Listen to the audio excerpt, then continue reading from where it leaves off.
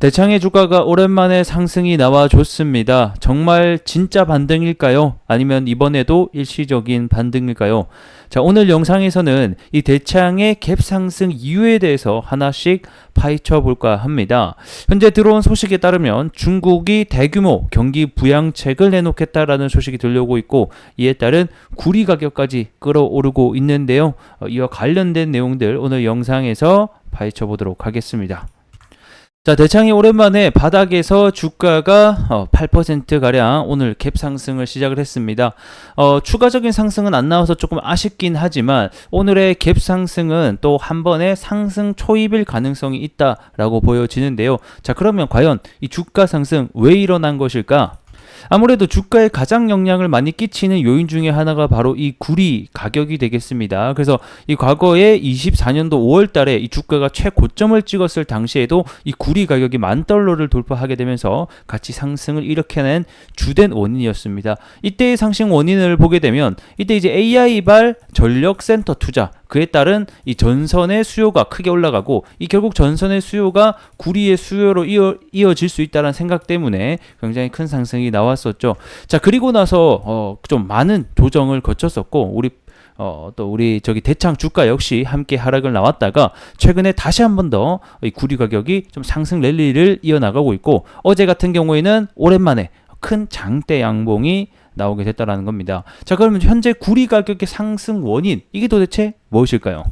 그 이유는 바로 중국이 어제 있었던 이 지준율 인하 정책, 그리고 경기 회복을 위한 경기 부양책, 돈을 190조 원을 풀겠다라고 밝혔습니다.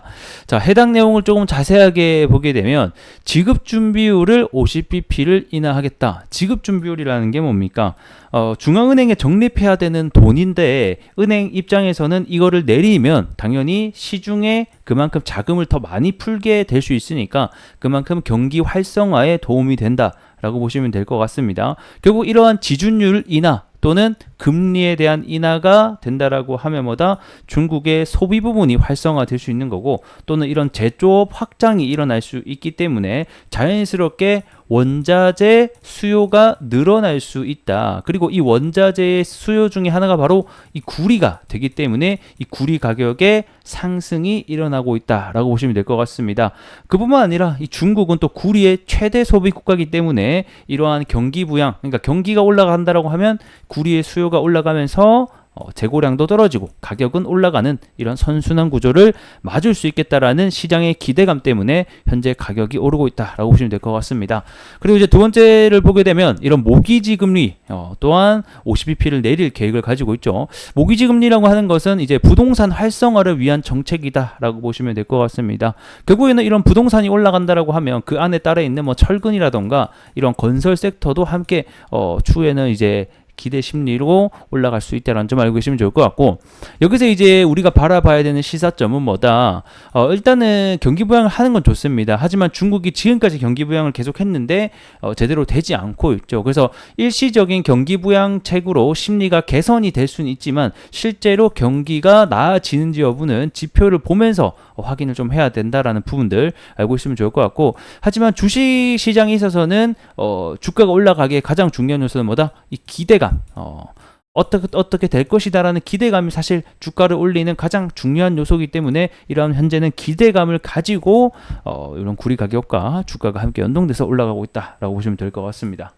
자, 이제 다시 시장으로 돌아와서 오늘 이제 구리 관련주들이 굉장히 오늘 또 많이 올라갔었죠. 대표적으로 우리 또 이구산업의 주가가 18% 정도 또 오늘 상승을 보여주는 느낌이 있었고, 오늘 이제 시장에서 그 상승률 상위를 보게 되면 이런 형성그룹이라던가 또는 형지엘리트, 컬러레이 이런 회사들이 현재 지금 20% 넘게, 이런 형성그룹 같은 경우는 상가를 도달을 하고 있습니다. 이런 회사가 그 중국 관련 회사거든요. 그래서 현재 이런 중국과 관련된 기업들이 좀 많은 상승을 내주고 있고, 그뿐만 아니라 방금 말씀드린 철광석 기업이라던가 이런 회사들도 오늘 좀 상승이 나와주는 모습. 그래서 오늘 시장은 중국 관련 섹터가 좀 빛을 발하고 있다. 그 관련주로 또 원자재 안에 구리가 있기 때문에 우리 또 대창 역시 같은 상승을 보여줬습니다.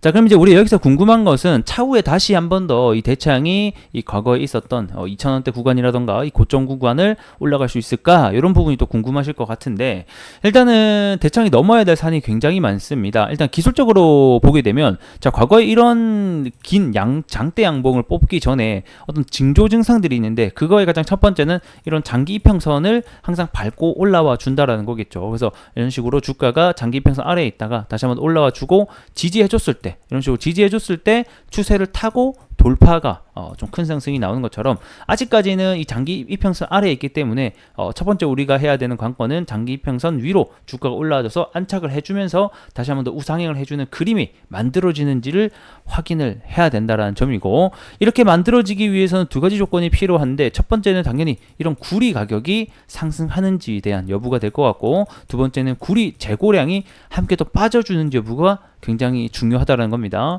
자, 대창이 24년 5월달 최고점을 찍고 나서 주가가 이렇게 하락을 했을 때의 가장 큰 이유가 구리 가격의 하락이었고, 그 다음에 구리 재고량의 좀 상승이 됐었다라는 겁니다.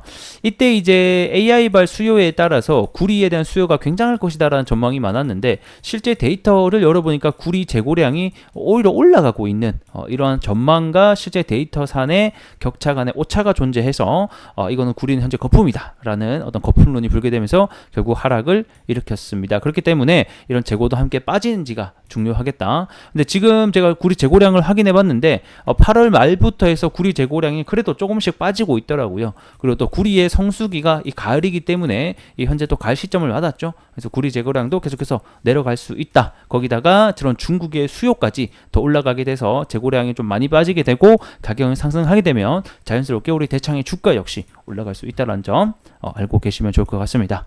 자, 오늘 영상은 여기서 마무리해 보도록 하겠고요. 전 또 다음 시간에 좋은 내용으로 인사드리도록 하겠습니다. 고맙습니다.